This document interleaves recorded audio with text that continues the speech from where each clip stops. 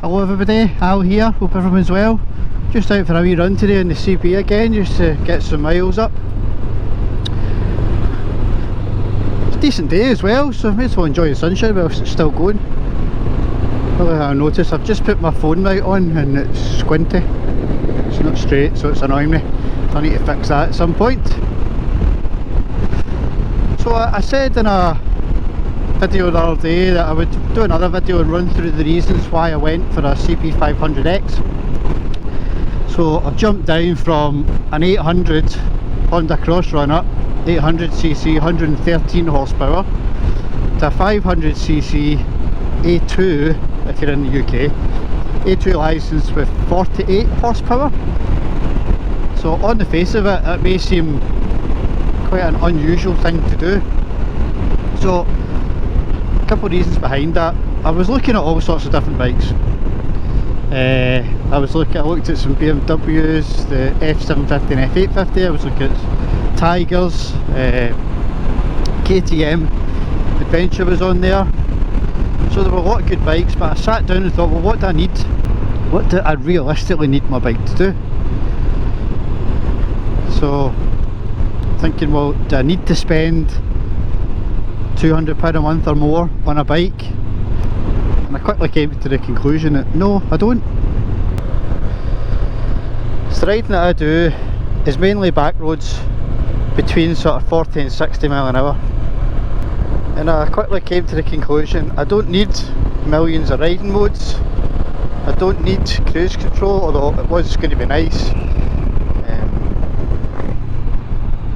I don't need fancy TFT screens. I don't even need traction control for the riding I do at the speeds I do. So, shopping about, looking at the list of things that I was realistically needing, which wasn't very much, and this bike came up, and it came up time and time again on my list of ones to look at. So I did test ride this bike a few weeks ago, probably near a month ago now, and I was a wee bit concerned, would it be down in power? After riding it, I decided that, do you know what, actually, no, it's not down in power. For what I need it to do, it's perfect. Certainly not as quick as my Crossrunner, but then if I was coming along this road in my Crossrunner, I'd be doing much the same speed, so what's the problem?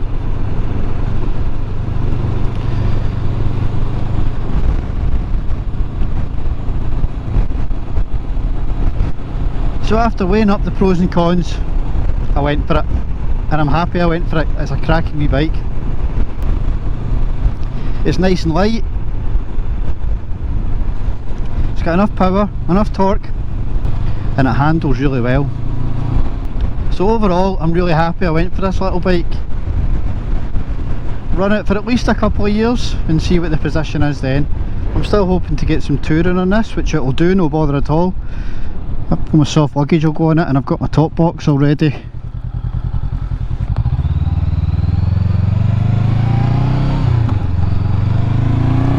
So there we go. It's not at its first service yet, so I can't really wring its neck. I just need to take it easy. Get that next weekend. So it was the demo bike I bought from Victor Devines. It's not a brand new bike, it had a couple of 100 mile on it, which was nothing. So that's the reasons why I went for a CB500X, and it wasn't very expensive. I'm paying less than £100 a month for this bike, and that's on a PCP.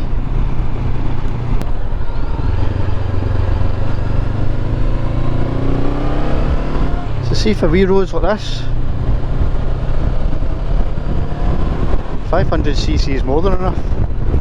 I can use all the power of the bike.